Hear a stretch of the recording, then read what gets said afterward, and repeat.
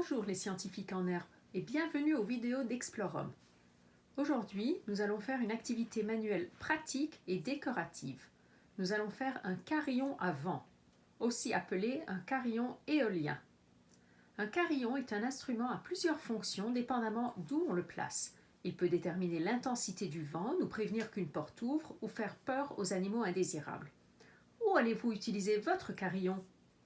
Dans cet atelier, nous allons faire un carillon avec du matériel de base et nous apprendrons qu'en variant les pièces, nous pourrons obtenir des sons différents. Nous allons faire un carillon en utilisant des pâtes alimentaires. Notre carillon sera décoratif et pratique. Nous pourrons le mettre devant une porte pour entendre si quelqu'un entre, ou nous pouvons le mettre dehors pour entendre le son des pâtes quand elles se cognent sous l'effet du vent. Les carillons à vent sont le plus souvent composés d'objets en métal, en plastique ou en bois, comme des tubes, des cloches, des tiges ou, dans notre cas, des pâtes alimentaires. Ils sont souvent suspendus en plein air, surtout comme objets décoratifs et sonores. Lorsque les articles se touchent sous l'effet du vent, ils émettent des clochements, des tintements, comme une sorte d'instrument à percussion. Le choix des composantes, donc le bois, les pâtes, le métal, est très important si on veut obtenir un son spécifique. Voilà ce que nous allons utiliser pour cette activité. Vous pourrez utiliser le même matériel et on vous donnera aussi des alternatives quand il y en a. On va se servir d'un rouleau de papier toilette vide. Ça peut être n'importe quel tube en carton. Ensuite, il nous faudra des pâtes de forme ou de taille différentes, mais il faut s'assurer que les pâtes aient un trou pour passer la ficelle à travers. Des pâtes dans le genre de penne, toglioni, macaroni et d'Italie feront l'affaire. De la peinture et des pinceaux, ou, mais c'est moins pratique, des feutres ou du colorant alimentaire. Il vous faudra des feutres, des rubans adhésifs ou des gommettes décoratives pour décorer le rouleau de papier toilette.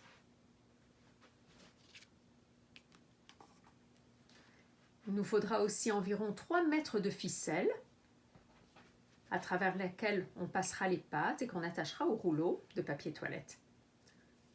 Il nous faut aussi bien sûr des ciseaux.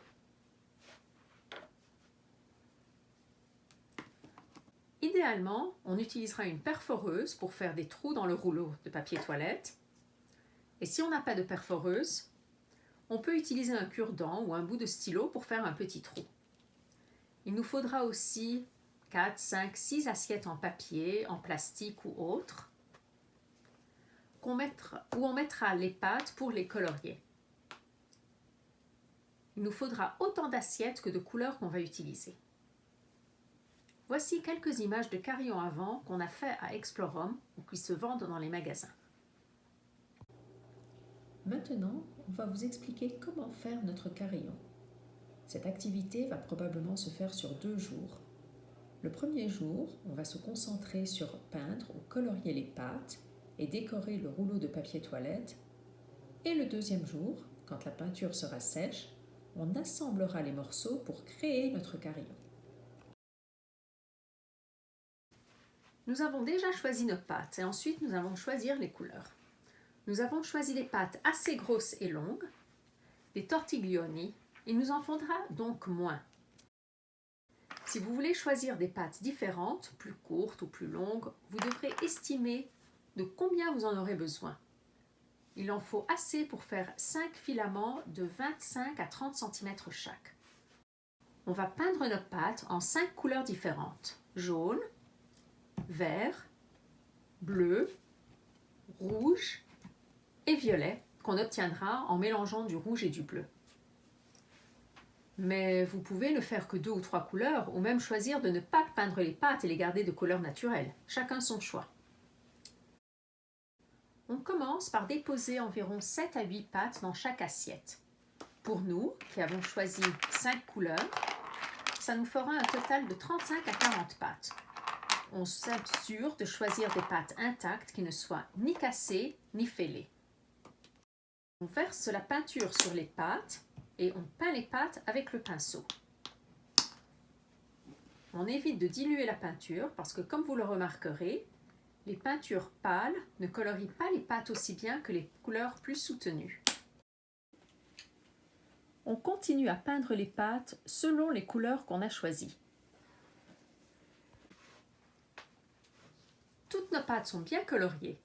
Vous voyez, on aurait pu peindre des pâtes plus petites. Elles auraient ressemblé à ça. En attendant que nos pâtes sèchent, on va décorer notre rouleau de papier toilette. On va le peindre en vert, mais vous pouvez aussi faire des motifs avec de la peinture, des feutres ou même des rubans adhésifs ou des stickers décoratifs.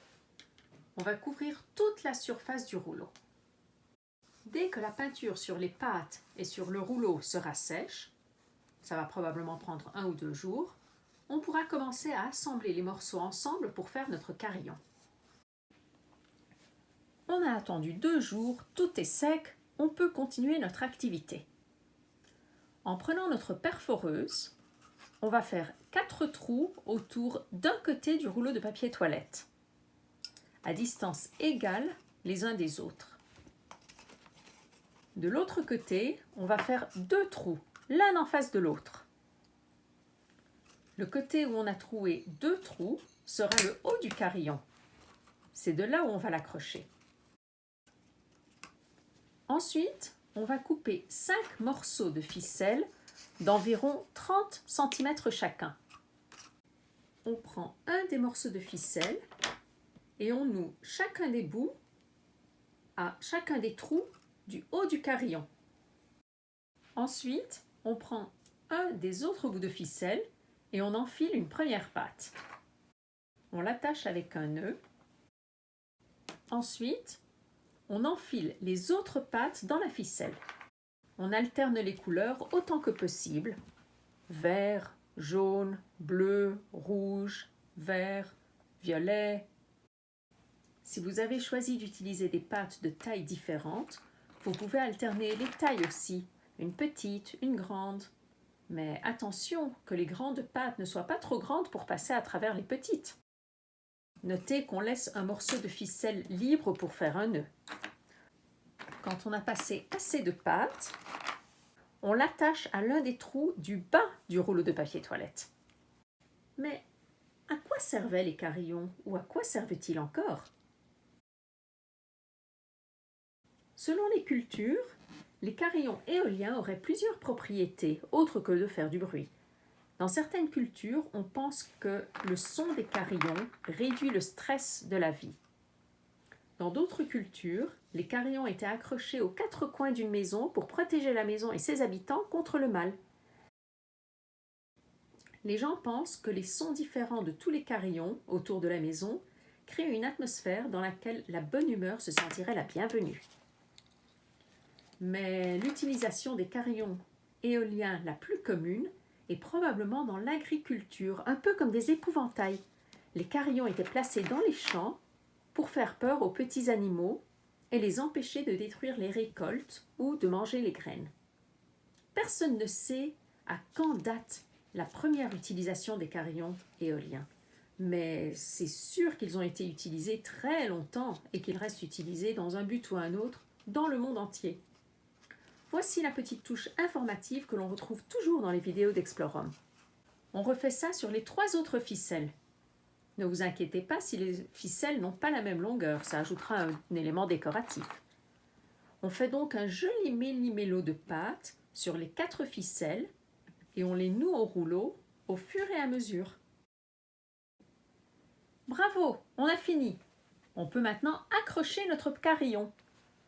Vous voyez que les ficelles sont libres de bouger sous l'effet du vent. Où allez-vous accrocher votre carillon? Il faut un endroit protégé de la pluie pour que nos pattes ne prennent pas l'eau, mais où il y aurait du vent pour qu'elles bougent et qu'elles fassent leur travail de carillonneur.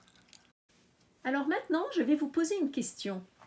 Si on avait utilisé un autre matériel pour faire notre carillon, comme par exemple des morceaux de métal ou des morceaux de bois, est-ce que le son aurait été différent?